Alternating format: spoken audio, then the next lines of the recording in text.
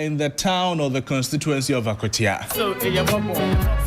Now we know that the Koforidua High Court has convicted the Akwatia MP Ernest Yakumi for contempt and then issued a bench warrant for his arrest because he defied a court order barring him from being sworn into office.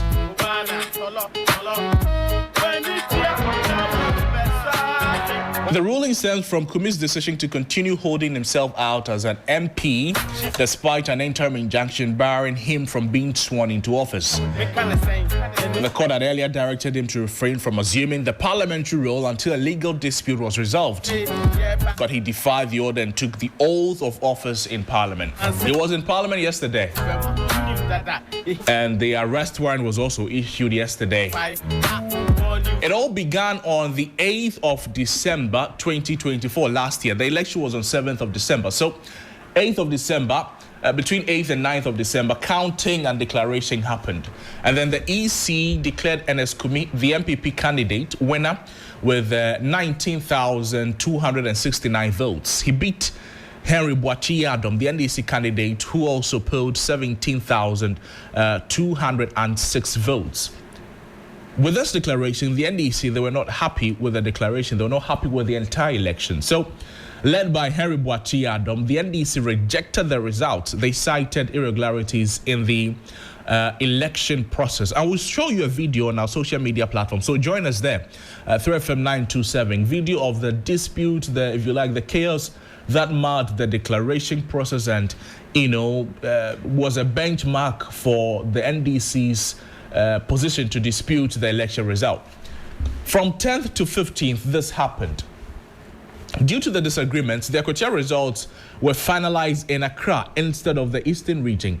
Although there was a declaration made that the MPP candidate won, and I'm talking about the Akwatia Member of Parliament, Ernest Yakumi, there were a lot of disagreements, and then it had to happen in Accra instead of the Eastern region. The NDC's case was that NPP lacks original pink sheets. The NPP was relying on photocopies for this collation that declared the Member of Parliament for Akwatia, Ernest Yakumi, to have won the election. So the NDC candidate, Henry Boachi-Adam, he filed a petition. What he was doing was seeking an injunction against the swearing in of Ernest Yakumi, the elected Member of Parliament for the area, and that happened on December 20. So January 2, the Koforidua High Court, they granted a 10-day injunction barring the EC and the Clerk of Parliament from recognizing Kumi as the Member of Parliament elect. That was on the 2nd of January 2025. Mind you, the swearing in of these MPs, the newly elected members of Parliament, that was on the 7th of January 2025. Ernest Yakumi was in Parliament on that day, the 7th of January, despite the injunction, the 10-day injunction period from January 2. He was sworn in despite the injunction, meaning that he chose to face any legal consequences. When that happened, the Clerk of Parliament, Mr. Ahmadjetro, before the Speaker was elected, if you like, and before these new members of Parliament were sworn in, Ahmadjetro had some words of caution for the members of Parliament, particularly for Ernest Yakumi, particularly for the minority in Parliament. Let's listen to what the Clerk of Parliament said in relation to the swearing in of Ernest Yakumi in the face of an injunction, and mind you, the injunction was to the EC as well as the Clerk of Parliament, which happens to be the man whose voice you're hearing now. In the case of Akwatia, the Clerk to Parliament was served a process on the 3rd of January 2025 with an order of interim injunction from a High Court in Koforidua. This order was served through the legal office of the Parliamentary Service. The order directed the respondents, including the Clerk to Parliament, indicating that they are restrained from proceeding to call, admit, register, swear in, recognize, gazette the said Ernest Yakumi as the elected member for the Akwatia constituency. At the time of the receipt of the order, the Parliamentary Service had already completed the process of registration of Ernest Yao Kumi as member-elect. Honorable members, so I have brought this matter to the attention of the House. That is my pleasant duty to do. The member may decide, may elect to participate, but in doing so, I'm drawing attention to Article 105 of the Constitution, and I will read, a person who sits or votes in Parliament knowing or having reasonable grounds for knowing that he is not entitled to do so commits an offense and shall be liable on conviction to such penalty as shall be prescribed by or under an enactment of Parliament. Having done this, I have discharged my noble duty. I'll end there. Mr. Chairman, the member so desires to proceed to be sworn in and to also participate in the election of the Speaker and bear the consequences himself. So that was the Clerk of Parliament speaking first, and then was the Minority Leader, Alexander Penyo-Markin. And then Alexander Penyo-Markin said the member so desires that he continues with the process, bearing in mind the consequences that may come afterwards. So then came yesterday, fast forward, February 19, 2025. An arrest warrant was issued by the Koforidua High Court for Ernest Kumi's arrest for contempt of court, because the court said for 10 days, don't go there, don't go and be sworn in, don't carry yourself as a member of Parliament, but he did. And then this arrest warrant was issued. Mind you, Ernest Yao Kumi was in Parliament yesterday. He spent about 30 seconds there. Oh yes, we were counting. Oh yes, we saw it. He went to put, that was before proceedings began. So that's the video of Ernest Yao Kumi. He seated in Parliament there, and then just after a few seconds, we saw him come out. So that's his. After that, we saw him in a meeting with the leadership of the party. We see Penyo-Markin there. We see the Deputy Minority Leader, Patricia PJ, there, with Ernest Yao Kumi, of course. Leadership of the caucus. Leadership of the Minority caucus in Parliament. The video you're seeing right now on our social media platform is also that of his lawyer in the Eastern region, the High Court issuing the arrest warrant for his arrest due to, if you like, his position to go back to Parliament even yesterday and before yesterday. I'm talking about the 7th of January. Sisters, the question on the minds of many was this expected? Yes, it was, because you know, this was part of the controversy we witnessed that night. It was, his seat was among the disputed seats. Exactly. So that and Ablekuma North. And till now, we still don't have results for Ablekuma North, right? Yes. And so it was necessary for the clerk to have issued that disclaimer. And we saw leader of the caucus also giving the assurances that the member understood fully well what the implications were of the action that he had taken that night. And so, yes, that was to be expected. Also because the case was still pending and is still pending before the court. That case it's a case of an election petition. And so, again, yes, we're expecting that this was a likely outcome of the application that had been brought before the court for him to be, they should pull his ears more for disobeying the court and disregarding the court. And so, yes.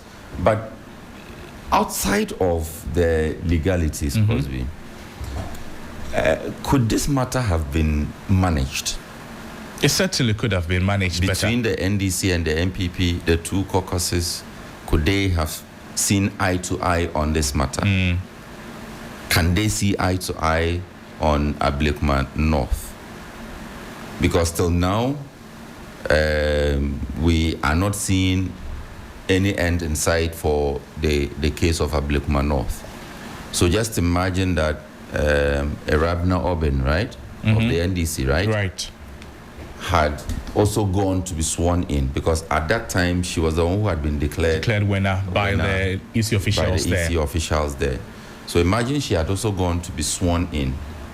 Would we have still been where we are? There are two contested seats. Let's share. NDC take one, MPP take one. well, that's not how it works. It couldn't have worked like that.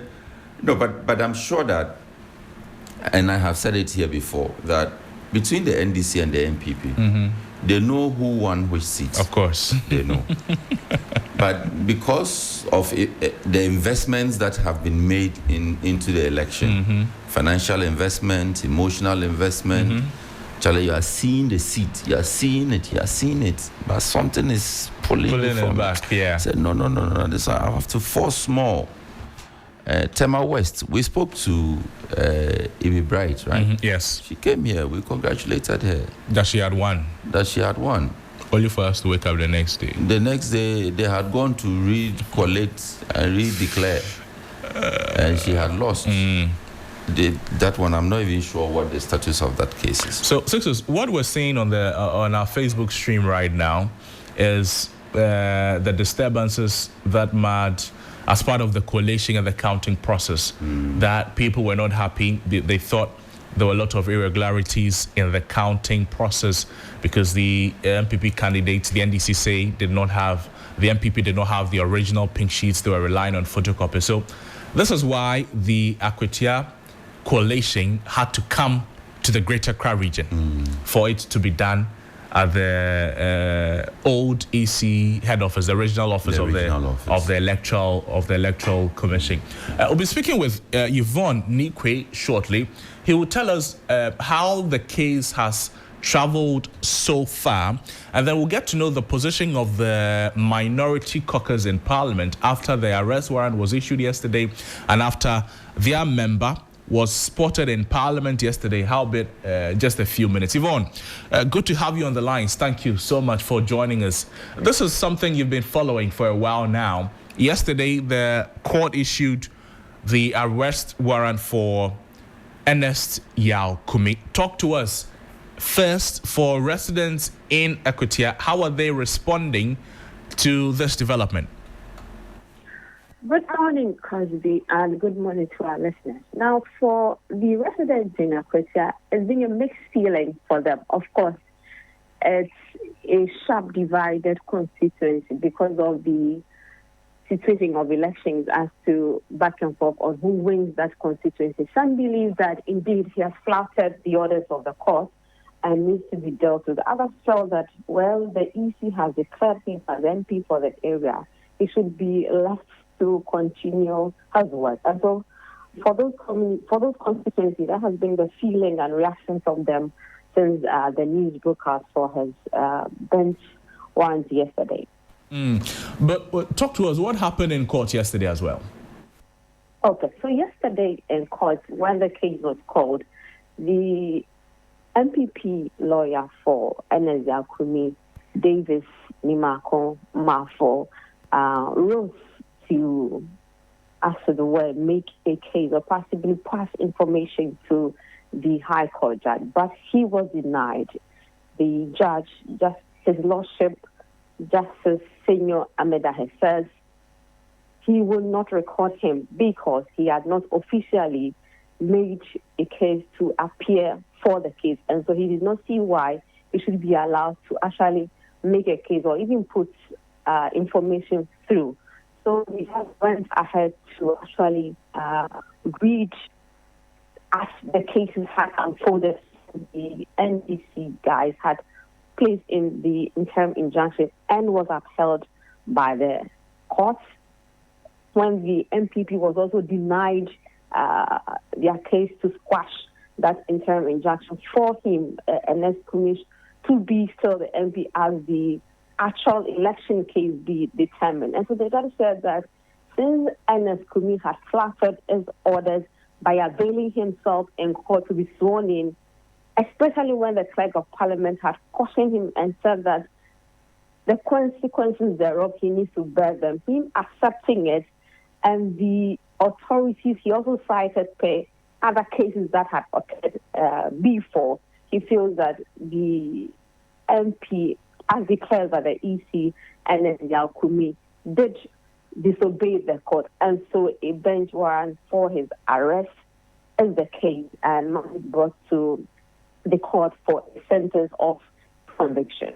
Now, the NDC counsel, lawyer Bernard Bediako-Bede, says, well, it's in order what the court had said because their interim injunction, as it were, was in the right direction. And so for them, it was a happy moment for them, what transpired in court yesterday. But it was actually a case of reflection for the NPP side. A handful of them, including lawyer Gary Nanko, who turned up in court yesterday, did not want to speak on the ruling. We understand the judge, Justice Senyo, he also held that the convict, throughout the hearing process, failed to appear in court in person. Was there a time that he ever was in court? And I'm talking about the Akwatia MP.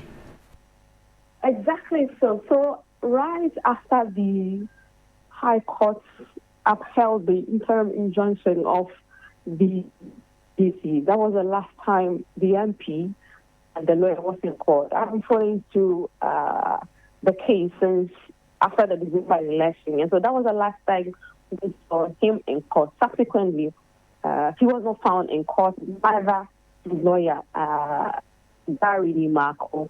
Now, let me make this point as well. Yesterday, his lordship, Justice Senyo, actually said that there was a letter for the minority caucus pleading that the MP actually had parliamentary business, reason why he was not availing himself. But his lordship, Justice Senyo, said that he couldn't agree with the letter because it would contravene his earlier decision, which is that he should not be allowed or probably be called an MP for the area until the determination of the court. And so that particular letter was not recorded for the court purposes. And so this is what transpired in court yesterday. So going forward, you already spoke to us about what the reaction of the residents has been. But going forward, for supporters of the NPP there in the Akwatia constituency, what would they want to see happen?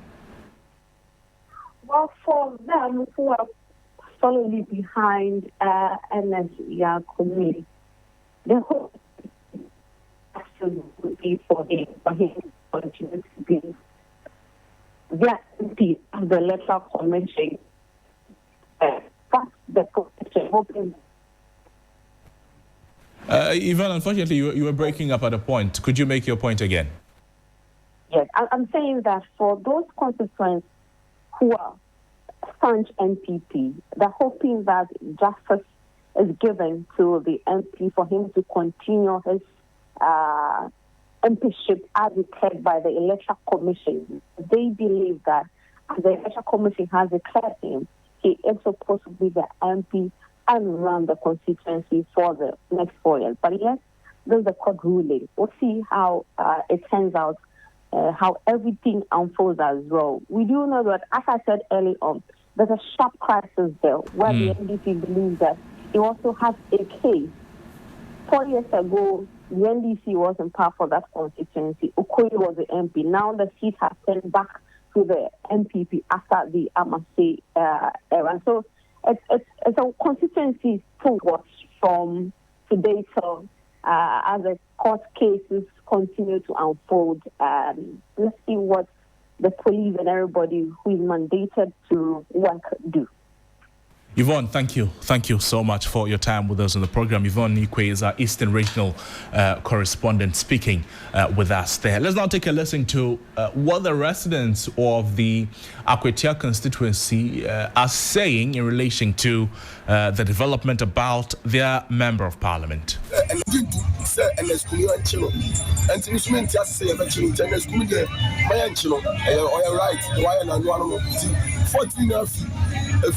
Parliament because we are ordered that intending to say to my auntie. I'm gonna for patrol. My dream check. I same way want to say the court. I say Emra, not say MP. This time next to me when name the brother swap. Now won't find say because say auntie it will not set a good example for the other MPs to follow. My dream check. I can't miss me. Madam, I just and as committee, so much it says, court, now, say, court, sir, man, I want to show you on number 4. So, the residents, they are divided over the happenings, whether Ernest Yakumi should be arrested and whether or not he should be allowed to carry out his duties as a... They are divided. They are NDC MPP. Of course, supporters of him. They are NDC MPP, so that's what we expect. That's what we expect. Well, the minority leader, Alexander Pio-Marking, he is not too happy. You understand? They're not happy about the High Court's decision to convict the MP for contempt of court. There was, yes, whether you have legal representation or not, the court is expected to do right and just by you. Right.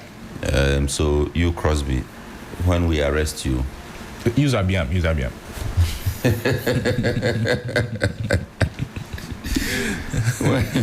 when we arrest you and take you to court. When they arrest Abiam. You are even lucky we are taking you to court. You know, not to catch your sisters, but growing up, if you go to Sunday school and they are doing play, and you come and tell that, they are going to do play, they will ask you, so the play, what part are you playing? If they say you are devil, my mother will say, no, my son cannot go and do that. But talk to us. Why? She didn't understand that it was just play. Sure, I got to... When they arrest me, I make your point. So when we arrest you, Crosby, and take you to court, I jump and pass. What are you fighting? Use Abiam. Abiam is not objecting to the thing. So at the point of arrest, they would normally tell you that you have the right to this. You have this. You have the right to lawyer. If you don't have, you provided. Okay, so case has started. You don't have a lawyer, right? But the court is still under obligation. There's a duty on the court to ensure fairness, right? To ensure that your rights are protected, whether you have a lawyer with you or not. Okay, so. Well, that's the point. I was going to make the point about Mr. Kumi not having or Mr. Gary Nimako not representing the Honorable Kumi up until yesterday. Kumi was represented in court throughout, but he was not present in court. That's what the judge said. No. What Yvonne told us is that Gary was in court, but not as lawyer of... Okay, you mean for the event yesterday? For the event yesterday. In fact, I understand the report as I have followed it indicates that Gary has been appearing in court, but not as lawyer for Mr. Kumi. Yes. So... But he doesn't have lawyers when he goes to court? He definitely would have. Okay. Which is the point I'm coming to make. Right. That the minority seem to have suddenly taken up the matter after this. I don't know the backroom work that has been done. I don't know the engagement. You know, I was talking about engaging on these matters, Yeah. how to deal with it so that it doesn't escalate, prolong, and keep the constituents out of, deprive them of representation in Parliament. Right. Okay. So if Mr. Nemaku was in court, he couldn't have traveled all the way from Accra to Kufreja just to sit down and watch. He would have been there in a certain capacity, and he wasn't representing Mr. Ernest Kumi or Honorable Ernest Kumi. Right. Up to the point that there was the need for a critical intervention, then he attempted providing the court with information, as our reporter said, and the court declined to hear him. Now, there are two things here. You are either lawyer on the record to speak on a matter, or you are speaking as a friend of the court. So the other thing that would have to seek clarity on would be why he was denied the opportunity to speak, even as a friend of the court. That bit was not clear from the report that we have heard. But I think that the minority could have handled this matter and stopped it from getting to this point. It would appear that the caucus is now doing firefighting, which maybe is too late, eh? A little too late. Well, let's speak with a lawyer on the back of the happenings. Osman Al Hassan is a private legal practitioner, and this is a subject he has also followed. Counsel, good morning to you. Good morning, and good morning to your listeners. This is a rather unfolding event that a lot of people say they saw coming. From where you sit, did you also see it coming up until this point?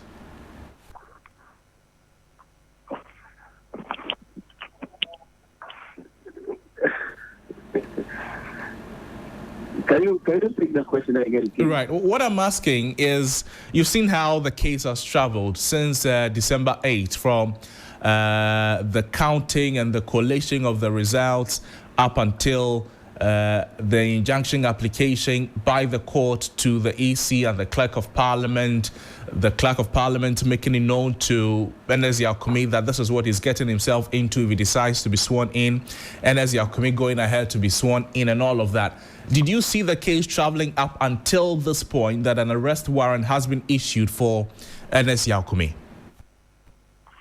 Well, I would say yes and no. Yes, because as a matter of course, if you disobey court orders, this is what it will result in.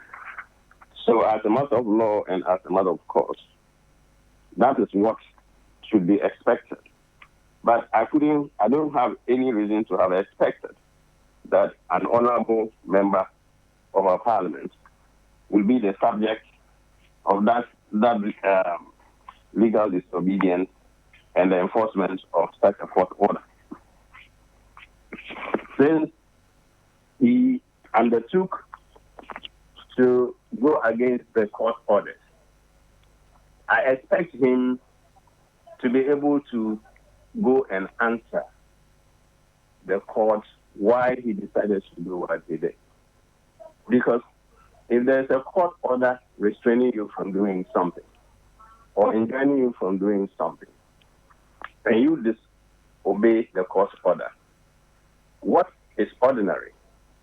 What is the necessary effect is that the aggrieved party will hold you to contempt of court, or the court itself can hold you for contempt of court.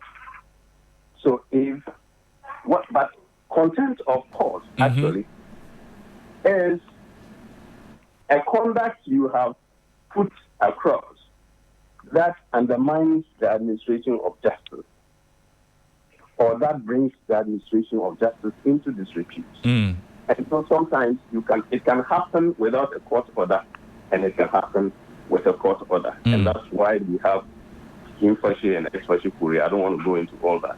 But the point is, once there's an order, and you have done something contrary to it, you will expect that the court will hold you to contempt. And contempt is when you do so willfully. You see, I talked about bringing the administration of justice into disrepute or undermining it. Right. But what is necessary to that conduct to make it contempt is when it is willful.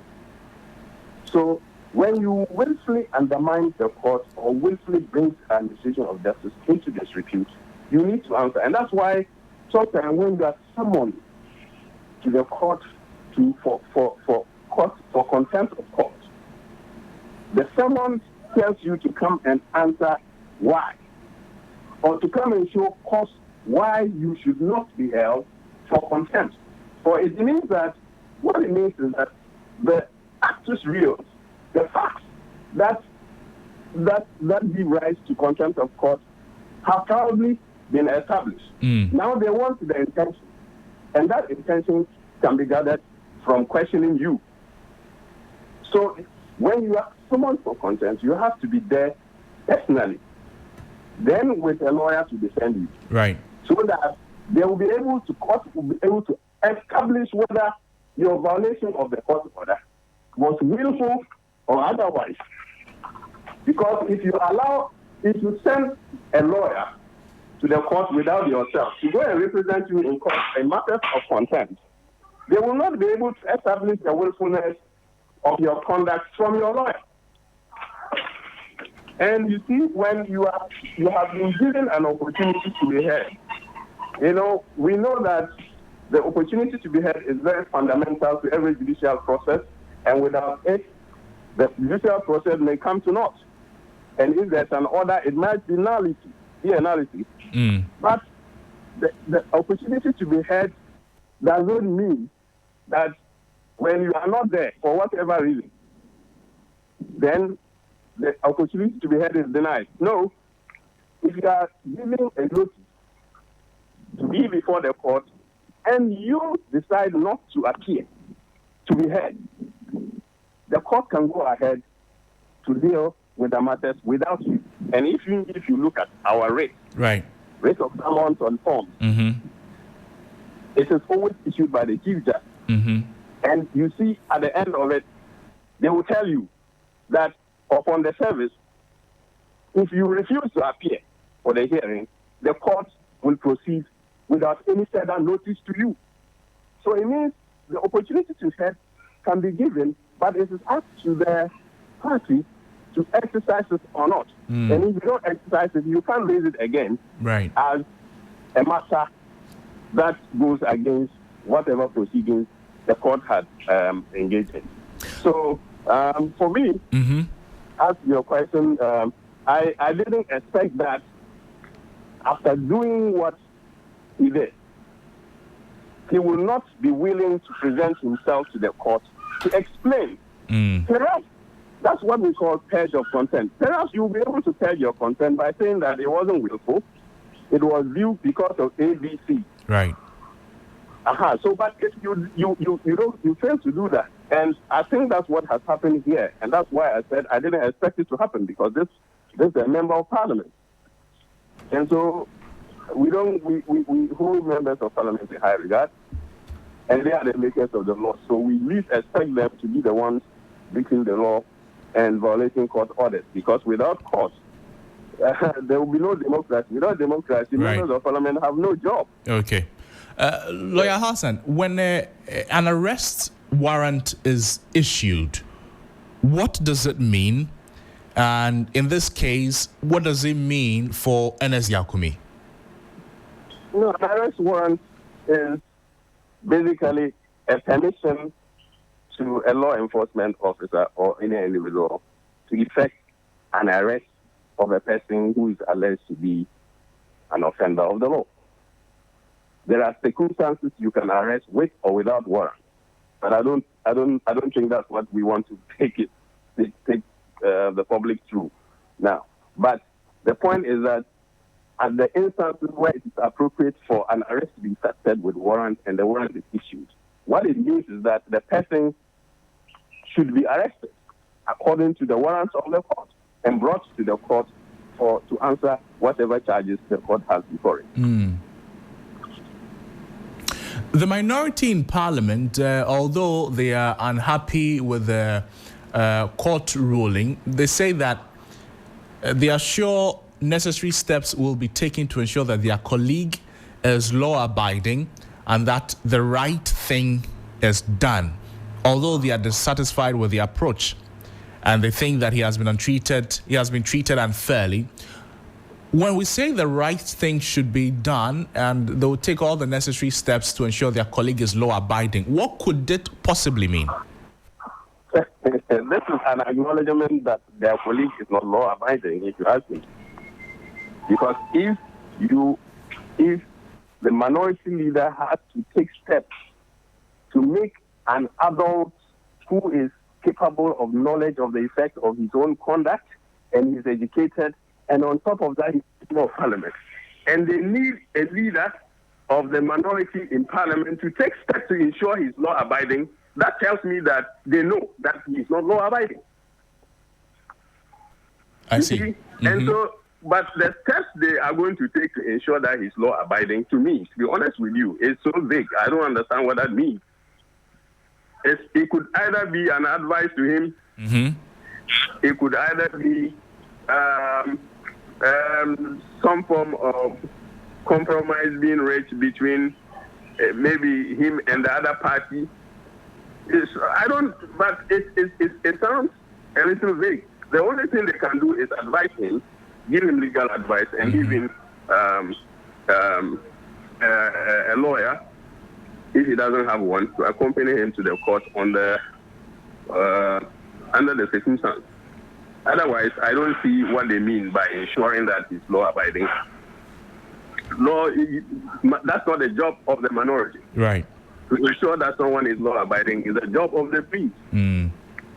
Yes, so when we are all supposed to be law-abiding, right, and if we are not, we are compelled to do so. It is not our own discretion to be law-abiding. But if the minority wants to take that, well, that can only be advisory. I don't see anything beyond that. Counsel, finally, where do we go from here? How do we ensure that a certain right thing is done? Well, if a warrant has been issued for your arrest and you don't want to be arrested, you simply submit yourself to the court or to the authority before whom the warrant is to be taking you to. So if the court issues a warrant for your arrest and you don't want to be arrested, you just present yourself. But if he decides not to, which is a discretion he might exercise, remember, everybody can exercise a discretion positively or negatively. Mm-hmm. So if you can decide to exercise your discretion not to obey the law. Mm-hmm. But of course, the consequence will not be your discretion. The consequence will not be your discretion. If he decides not to submit himself, of course, the warrant that was issued would be enforced. It would be enforced. Though he might have some parliamentary privileges, there are ways to navigate them in the legal proceedings. So that will be done, and that should be done. Osman Al-Hassan, thank you so much for your time with us on the program. Osman Al-Hassan is a private legal practitioner speaking with us there. Let's now get onto the phone line still and speak with Sami Obeng from the African Parliamentary Network there. Sami, good to have you on the lines. Thank you so much for joining us. This is where we find ourselves. An arrest warrant has been issued for the arrest of a member of parliament because he has been cited for contempt of court. We know how the case has progressed up until now. What does this mean in parliamentary parlance? Well, good morning to you and your listeners. We have a member of parliament who has been duly sworn in parliament. Prior to his swearing in, the implications of what could go wrong were made known to him. And speaking through the leader of his caucus, he elected to go ahead and face the consequences thereof, if any. because the Clerk of Parliament, as you have already read out the provisions of, I think, Article 105, which speaks of the Constitution. So we are talking about Constitution, you're not even the standing orders of Parliament, which speaks to what happens if you sit, vote, participate in a parliamentary proceedings knowing that you are not supposed to. Parliament went ahead to swear him in, and he's a member of Parliament serving the people of Akwatia. The courts have issued a warrant for his arrest. We also know that now that he's a member of Parliament, the rules relating to parliamentary privileges and immunities applies, which means that he cannot just be, arrested, so to speak. Fortunately for us, there is a tidier arrangement between the judiciary and the legislature on how to effect the arrest or how to, deal with members of Parliament when they are facing some of these issues in court. Right. The Speaker has spoken extensively to it. The judiciary, through the Chief Justice, has issued some administrative directives in relation to that. And so we'll expect that they would go through that particular process. He would subject himself to the court for the sentencing that needs to follow the conviction to happen. These are all processes that are steeped in law. The Honourable Member of Parliament was aware of these, and because of that, I'm sure that he and his lawyers, together with leaders of his caucus, will be looking forward to going through the process as it is. And for us, it serves a very important standard based on what happens with this particular case, on how we proceed as a country, on election of members of Parliament and swearing in. Because if the chronology of events is anything to go by, we know then that in subsequent parliamentary elections, it's very likely that such things will happen. And depending on how this particular case gets treated, we will now have members of Parliament elect and their caucus leaders being either cautious on the decisions they take on the 9th of swearing in, or perhaps, leaving it to chance, citing this particular case as a precedent. Because what is the chronology of events? Elections take place, Electoral Commission declares a particular candidate as having won. The Constitution is clear that if you want to challenge the election of somebody as a member of Parliament, you go to the High Court. So the other party goes to the High Court.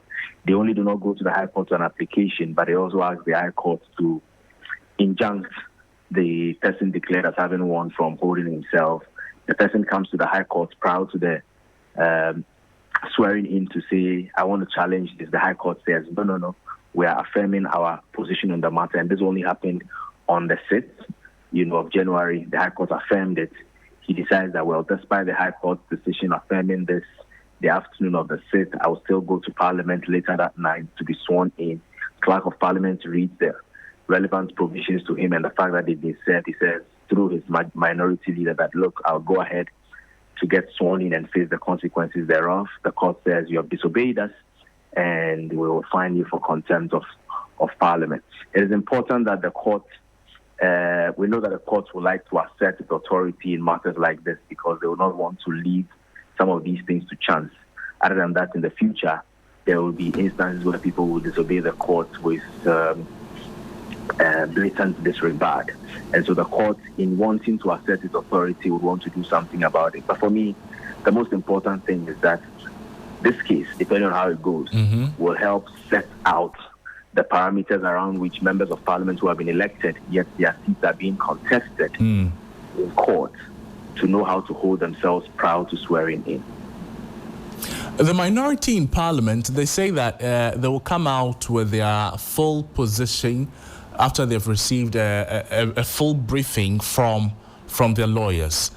Talk to us about how this could have been handled differently. My colleague Sisters is making the point that both sides of the House, the majority and the minority, they could have reached a certain compromise so that we don't get here. Well, I also hold the view that we could have not gotten here. This was avoidable. Why? Because, from a neutral, common sense position, the numbers in Parliament on the 9th of, on the early mornings of the 7th of January, right, would not have changed anything without him, being sworn. True. And his caucus would not have lost anything. Right. The decisions that were taken on that particular morning would have stayed. Maybe the politicians knew a lot more on why this should have happened that way than we know. But sitting behind and determined, this is not a case of 7 January 2021 when you knew that just a single individual could change the entire dynamics, right? In this case, the number differences were so huge. And so just waiting a couple days, to avoid some of these things, in my opinion, would have been the most appropriate thing. But remember that he spoke through his minority leader, who is an astute lawyer, who is the same person who yesterday granted that very short interview and said they would speak to the lawyers, get a full briefing, and they'll come out appropriately on the subject matter. Hopefully they have some actions under their sleeves that they would want to put out. But this could have been completely avoided. And I think that the outcome of this process should serve as a lesson to the various political parties, the various individuals who put themselves up for elections as members of parliament going into the future, so that you don't put yourself in such an uncomfortable situation simply because you decided that you cannot wait a few more days. Sammy, maybe finally, before you take leave of us, for the constituencies that are still in dispute, the Ablekuma North constituency, we still do not have, if you like, an MP there, and then the constituency for the Honourable Frank Anodompreh. Although this may not be the same circumstance, but are there lessons for these disputed constituencies and their member of parliaments to learn from? For those that are in dispute because, members of parliament have been declared and others who disagree with the decision have taken it to court, remember that this is something that has been with us for a while. Right. And while we remain a human institution, we would have these things going on and on. At every point in time, people will challenge, and that should be fine. You go through the legal processes. If you're exonerated, you continue with your work. If you're asked to get out of parliament, like in the case of Mr. Kwesi, you get out of parliament and whatever happens following. So for me, I have no issues with that. In fact, my only concern would be the time frame, so that these challenges in the High Court do not linger on forever. Because we've had instances where, the court case goes on and on and on and on. And by the time the court will probably determine the issue, it would have been a wasted, effort, because whoever had won, if the person was not a legitimate winner in that election, would have served a full 4-year term and no justice would have been served properly, to the other person who brought the case to court. My concern is with Ablekuma North. And I think it's completely untenable. Completely unacceptable that the people of Ablekuma North, with almost 2 months into a new parliamentary tenure, do not have a representative. That's tens of thousands of people who've been denied representation in parliament simply because an electoral commission and police decide that they are unable to do the work that they are mandated to do because a group of people will come mess things up. If we live in a country where tens of thousands of people will lose their rights to representation because our security forces and institutions that have been mandated to do their work cannot go ahead to do their work with the forces of the state being used to protect the sanctity of that particular process, then we are in real danger. We spoke at Parliamentary Network Africa against the fact that SAL did not have a representation in Parliament for 4 good years, and the same principle applies. We cannot have the people of Ablekuma North sit on tenterhooks and not have their representation in Parliament. What this means is that the people of Ablekuma North have not participated in the people who have become ministers of state and deputy ministers in this country. The people of Ablekuma North have not had their voices heard on the major decisions that have been taken by Parliament so far. The people of Ablekuma North have not had questions and statements that relate to their constituency put across on the floor of Parliament thus far. Right. The people of Ablekuma North have not participated on who is holding himself as Speaker and Deputy Speakers in this nice Parliament. They've not participated in that particular process. They've been left out and will continue to be left out so long as the Electoral Commission, the police fails to do their work. And we all appear to be silent about this, allowing the politicians to play their regular politics and allowing state institutions to pass the buck and put the blame on others rather than doing their job. This is completely unacceptable. So, I mean, although I said finally, maybe this one is finally. The Akwatia MP, Ernest Kumi, he was in Parliament yesterday, although he spent very few minutes there. With all the happenings around him, should he still be coming to Parliament? Well, the many lawyers have spoken about this. We've heard how matters relating to contempt needs to be dealt with so that you don't find yourself in even deeper waters. We've even seen how contempt of Parliament itself, a way of approaching it. If you are charged of contempt of Parliament, how you approach it so that your issues do not get compounded. And so to stop him from compounding his issues, it will be great for him to take steps that convinces the court that he's not willfully disrespecting the court, its decision, its authority, and what have you. And that's why, as a first instance, it was quite refreshing to note that perhaps upon getting into the chamber yesterday and the information getting to him, he decided that he would, at least if the news report is anything to go by, he would leave the chamber, not participate in the proceedings of yesterday. We don't know what's going to happen today and the days that follows. But I think, and this is based on my own understanding from what lawyers have explained, that it will be appropriate that he takes steps to convince the court that he did not set out to disrespect the court, so that he will not be in even deeper waters going forward. Samuel Bing, we thank you. Thank you so much. Samuel Bing is the Executive Director of Africa Parliamentary Network there. 3FM Sunrise. The best in the morning.